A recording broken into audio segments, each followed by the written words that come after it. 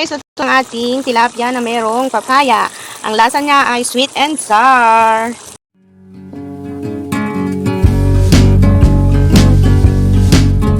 So guys, meron akong dalawang pirasong tilapia, kaya dalawa yung ulo.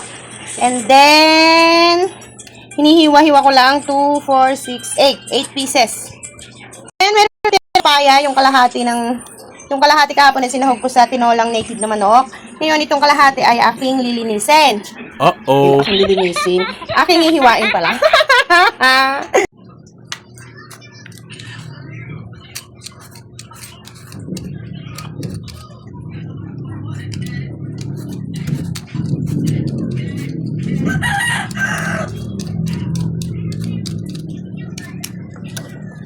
Nalalasing sa tuwa.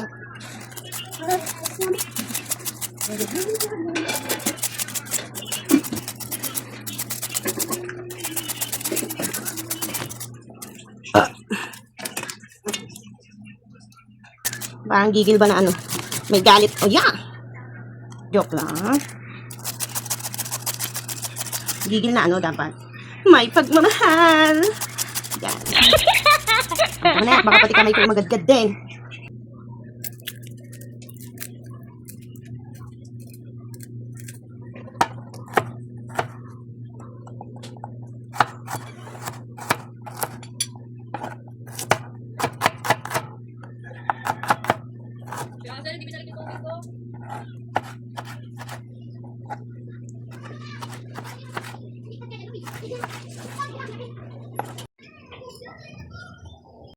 Okay, oil. Pipituhin muna natin ang ating tilapia. Hinahin natin ang ulo. Ah.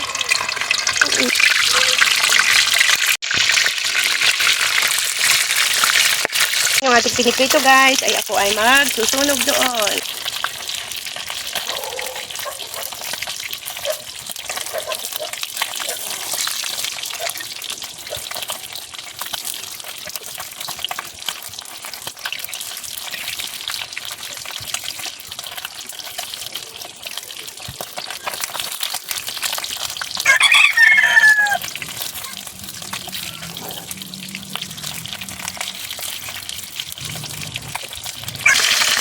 Medyo may kahirapan na siyang baliktad.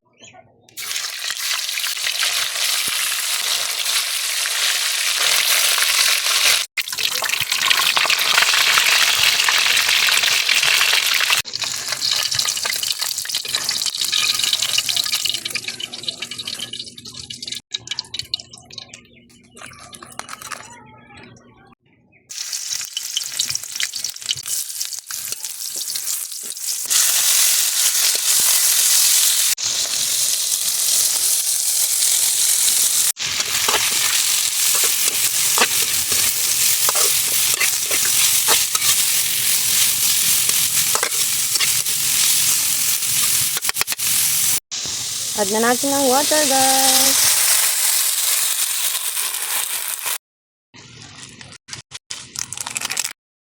Lagay ng konti paminta.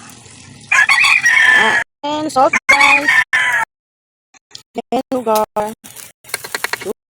Yan, natin. Gawin na lang natin yung papaya.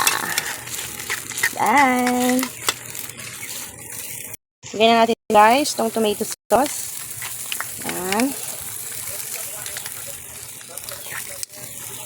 Dahil tira ko lang to nung nagluto kami ng isang araw, pinabi ko sa rep, ay pwede pa siyang gamitin sa panibagong luto. O, diba? Lagyan natin ang ating sili. Mix natin. Lagyan na natin yung ating tilapia. Ay, sarap! Alam mong lumasa na konti yung pinirito natin sa ating kulay, ay okay na po. Ayan. Okay. Sweet and sour na papaya ang sahog, hindi carrot. Depende lang na lang yan sa paghiwa-hiwa. Tayo na lang natin siya guys na kumulo. Yan na merong papaya. Ang lasa niya ay sweet and sour. Yan. Thank you for watching guys. Pa-like and subscribe ng ating channel para po sa susunod nating video ay ma-notify po kayo. Maraming salamat po sa inyong suporta. Yay! Bye-bye!